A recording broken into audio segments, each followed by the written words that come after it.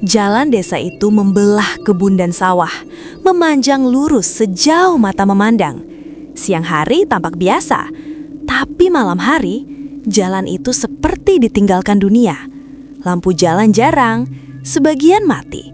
Angin sering berhenti tiba-tiba. Dan orang-orang kampung percaya kalau berjalan sendirian lewat situ lewat jam 11 malam, jangan pernah menoleh ke belakang. Malam itu, Bayu, seorang pemuda 23 tahun, baru pulang dari rumah temannya. Jam sudah hampir tengah malam. Motor temannya rusak, jadi Bayu memilih berjalan kaki. Langit gelap tanpa bulan, hanya suara jangkrik dan langkah kakinya sendiri. Setengah perjalanan, Bayu berhenti. Kandung kemihnya terasa penuh, dan disitulah semua dimulai. Bayu menepi ke pinggir jalan di dekat pohon besar yang batangnya tua dan berlubang. Ia memastikan sekeliling sepi. Tanpa banyak pikir, ia membuka resleting. Saat air kencingnya menyentuh tanah, angin berhenti. Bau tanah basah tiba-tiba menyengat, padahal tak hujan. Bayu merinding, tapi menyelesaikan urusannya cepat-cepat. Saat ia hendak melangkah pergi, punggungnya terasa berat.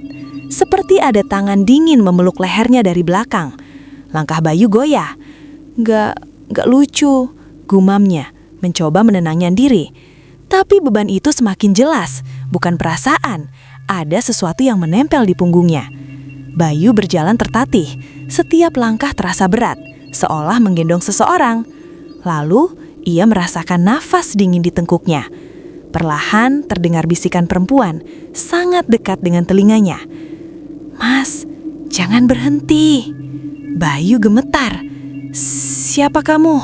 Suaranya hampir hilang. Bisikan itu menjawab, suaranya serak seperti orang lama menangis. "Aku capek, antarkan aku pulang." Bayu tak berani menoleh. Dari sudut matanya ia melihat rambut hitam panjang menjuntai di sisi bahunya, basah dan lengket. Langkahnya dipaksa terus maju. Bayu mencoba membaca doa seingatnya. Tapi setiap kali ia berhenti, cengkraman di lehernya menguat. "Jangan berhenti, jalan terus." Wanita itu memberitahu arah. Belok kiri, lewat jalan tanah, menyusuri kuburan lama. Bayu sadar, jarak ini bukan dekat, sekitar 10 kilometer dari tempat ia pipis. Tubuhnya berkeringat dingin, kakinya gemetar, tapi setiap kali hampir jatuh, tubuh di punggungnya justru terasa semakin berat. Sesekali Bayu mendengar suara tangisan tertahan. "Sakit, sakit." Akhirnya mereka sampai di kuburan tua, dikelilingi pohon besar dan ilalang tinggi. Batu nisannya banyak yang miring, bahkan ada yang tak bernama. Udara di sana dingin menusuk. Wanita itu berbisik pelan, "Turunkan aku di sini." Begitu Bayu menurunkannya, kakinya langsung lemas dan ia terjatuh. Untuk pertama kalinya ia melihat wujudnya jelas. Wanita itu pucat, matanya kosong, rambutnya panjang menutupi sebagian wajah. Di perutnya ada bekas luka gelap. "Aku ditabrak di jalan ini, tak ada yang menolong." Wanita itu berjalan mundur menuju satu makam tanpa nama. Sebelum menghilang ke dalam tanah, ia menoleh.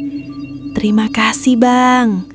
Bayu ditemukan warga keesokan paginya di pinggir jalan, lemas dan demam tinggi. Sejak malam itu, punggungnya sering terasa berat. Ia takut berjalan malam sendirian dan tak pernah lagi pipis sembarangan. Orang pintar kampung itu berkata, "Tidak semua yang menumpang mau mencelakai, tapi sekali kamu mengundang, belum tentu pulangnya sendiri." Bayu selamat. Tapi di malam tertentu, saat ia berjalan sendirian, ia masih merasakan nafas dingin di tengkuknya, seolah ada yang siap menumpang lagi. Gimana? Merinding bukan? Terima kasih sudah simak cerita ini. Ketemu lagi di cerita selanjutnya. SDB Art AI undur diri dan bye-bye.